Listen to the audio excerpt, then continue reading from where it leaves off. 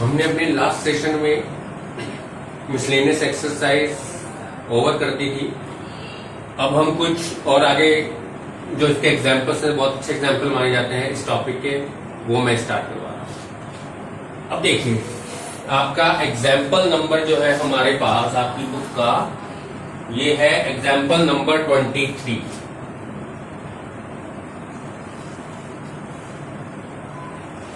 अब example number 23 आपको given क्या है? देखिए, आपको गिवन है a square plus B square plus C square into B square minus twice of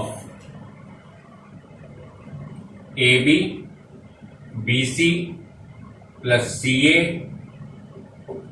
into P plus B square plus, कुछ गड़बड़ी हो रही है,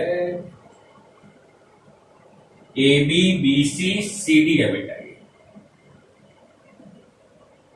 P plus B square plus C square plus D square is less than equal 0। ये हमें given है। अब हमें शो करना है कि ए बी सी और डी ये क्या है, जीपी में है। ये बात हमें प्रूव करनी है इस एग्जाम्पल में। अब देखिए कैसे करेंगे बेटा।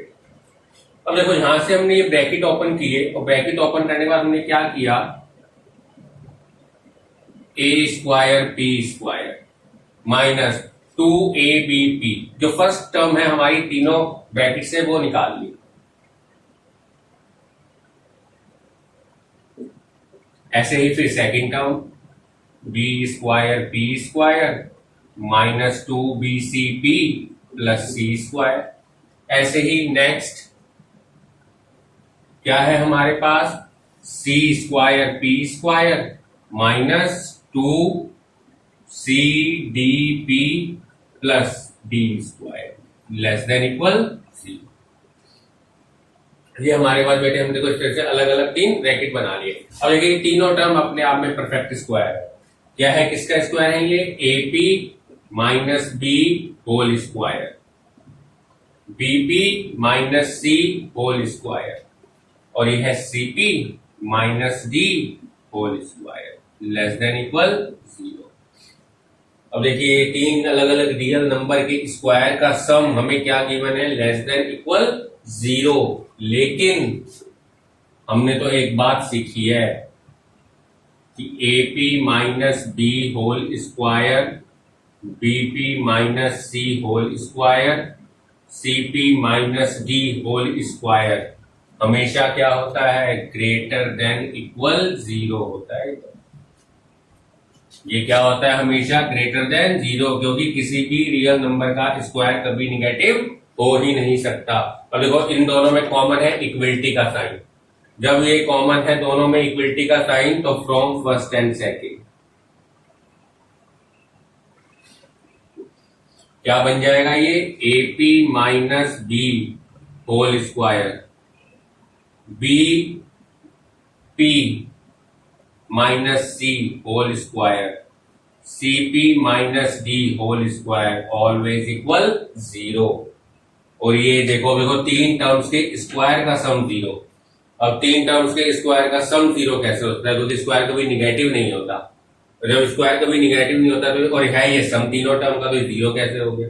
अब इस 0 केवल एक ही कंडीशन में हो सकता है, जब ये तीनों टर्म अलग अलग 0 हो। जब ये तीनों टर्म अलग अलग क्या हो, 0 हो, which is only possible, which is possible only if AP minus B is equal 0, BP minus C is equal 0, CP minus D is equal 0। ये तीनों अलग अलग 0 होनी चाहिए। मतलब यहां से अगर P की वैल्यू निकाली जाए तो AB, P की वैल्यू निकाली जाए तो B अपॉन A, यहां से C अपॉन B, और यहां से D अपॉन C। देखो, तीनों P की वैल्यू है तो तीनों आपस में इक्वल होंगी, यानी कि B upon A, C upon B और D अपॉन C। और ये कंडीशन आप कई बार पढ़ के आए, that is A, B, C and D are in GP। यही बात बेटा हमें प्रूव करनी थी इस क्वेश्चन के। चलिए आप स्क्रीनशॉट ले सकते हैं बेटे इसका।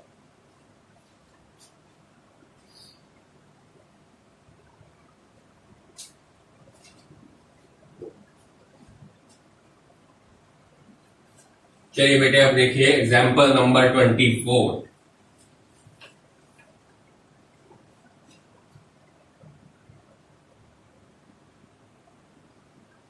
एग्जाम्पल नंबर 24 में हमें क्या गिवन है? एक तो गिवन है कि P Q R are in GP. अब जब ये जीपी में है तो यहां से क्यू स्क्वायर किसके इक्वल हो जाएगा? पी आर के इक्वल। फिर हमें दो क्वाड्रेटिक इक्वेशन गिवन है। पहली इक्वेशन गिवन है P X square plus Q X plus R is equal 0 2 px।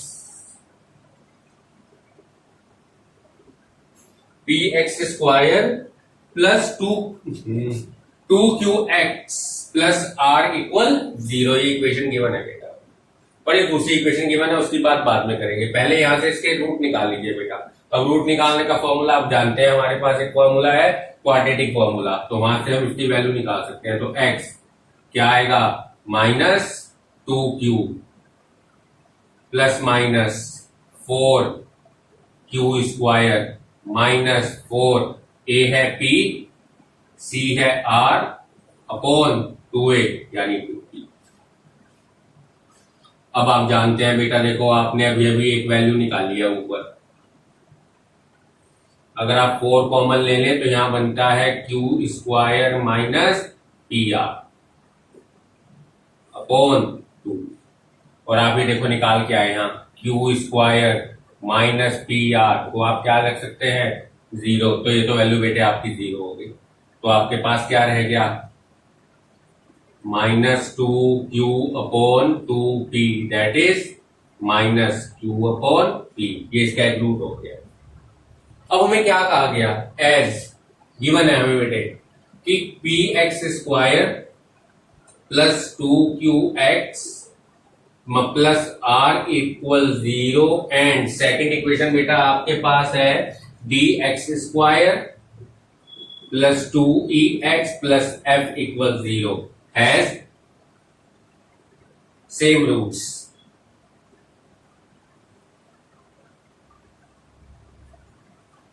दोनों के क्या है? कॉमन रूट्स हैं बेटा। अब जब दोनों के कॉमन रूट है तो जब इस इक्वेशन का एक रूट ये है तो इसका भी यही होगा। तो यहां से क्या बन जाएगा? x की जगह बेटे ये वैल्यू पुट कर दीजिए आप इस इक्वेशन में, तो बन के आएगा D Q square upon P square minus 2eq upon p plus f equal 0। आपने in place of x minus q upon p put कर दिया। अब देखिए आपके पास क्या बन गया। देखिए आपके पास क्या बना, आपने इसमें क्या किया? D Q square upon P square minus 2e, यहां q से मल्टीप्लाई कर दिया डिनोमिनेटर न्यूमरेटर में। क्यू स्क्वायर क्यू से हमने डिनोमिनेटर न्यूमरेटर में इस पर्टिकुलर टर्म में मल्टीप्लाई कर दिया plus f remains is equal 0। अब देखो क्यू स्क्वायर की वैल्यू आप जानते हैं, क्या है क्यू स्क्वायर की वैल्यू? P R. ये वैल्यू आप पुट कीजिए D P R upon P square minus 2e P R upon P Q plus f is equal 0। अब जो टर्म कट सकते हैं वो काट दीजिए, तो आपके पास रह जाएगा डी आर अपॉन p। यहां क्या रह गया? 2e r upon q plus f is equal 0। अब divide r on both sides, divided by r on both sides, so it become d upon p 2e upon q plus f upon r is equal 0। तो आपके पास आ गया 2e upon q d upon p plus f upon r।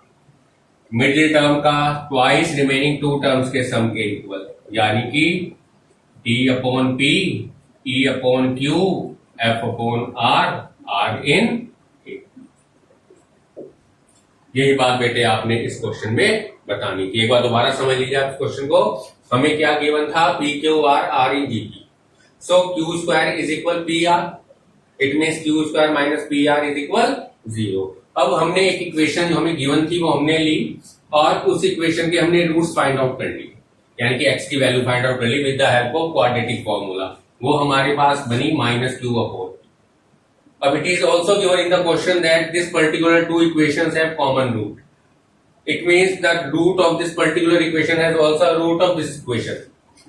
So we put this minus q upon p in place of x in this equation. So result is dq square upon p square minus 2eq upon p plus f equals 0. अब इस particular second term में हमने q से multiply divide कर दिया। ऐसा करने से हमें क्यू स्क्वायर मिल गया और क्यू स्क्वायर की वैल्यू हमने पी आर पुट की। पी आर पुट करने जो टर्म कट सकती थी वो काट दी हमने, और जो बचा हुई है और फिर पूरी टर्म को आर से डिवाइड कर दिया। आर से डिवाइड करके 2e अपॉन क्यू आ गया D upon P plus F upon R के इक्वल। यहां से हमारे पास ये रिलेशन आ गया D upon P E upon Q F upon R are in A P. ये है बेटा इस क्वेश्चन का जवाब। अब एक छोटा सा पार्ट और है, इंपॉर्टेंट है, relationship between arithmetic mean and geometric mean। अब देखिए आप जानते हैं अर्थमेटिक मीन टू टर्म्स का क्या होता है, a प्लस बी बाई, इसे हमने कह दिया a। ज्योमेट्रिक मीन क्या होता है, रूट ए बी, इसे हमने बोल दिया g। अब हमें अर्थमेटिक मीन और ज्योमेट्रिक मीन में रिलेशन फाइंड आउट करना है, तो हम क्या करेंगे, हम a माइनस जी की वैल्यू निकालेंगे। अब a माइनस जी क्या बन जाएगा बेटा, a plus B by 2 minus root A B. इसको हम क्या लिख सकते हैं, a plus B minus 2 root A B upon 2। और ये आप कहीं जगह काम करके आए, ये वैल्यू किसकी होती है, रूट ए, चलो नीचे लिख देते हैं, ये वैल्यू किसकी होती है, root A minus root B whole square upon 2। अब देखो ये वैल्यू हमेशा ग्रेटर देन 0 क्योंकि परफेक्ट स्क्वायर है, कोई स्क्वायर कभी निगेटिव नहीं होता और 2 ऑलरेडी पॉजिटिव भी है। So this particular term is always greater than और equal to 0। So a minus G is greater than equal 0, यानी a is always greater than g। इसका मतलब अर्थमेटिक मीन जो है वो हमेशा ज्योमेट्रिक मीन से बड़ा या इक्वल होगा, यानी arithmetic mean is always greater than और equal to geometric. So this is the topic sequence and series, what we did in all the previous sessions and today's session also. So today I have completed this particular topic here. So if you have any problem, then you can discuss with me in my Zoom class. Okay beta, thank you very much.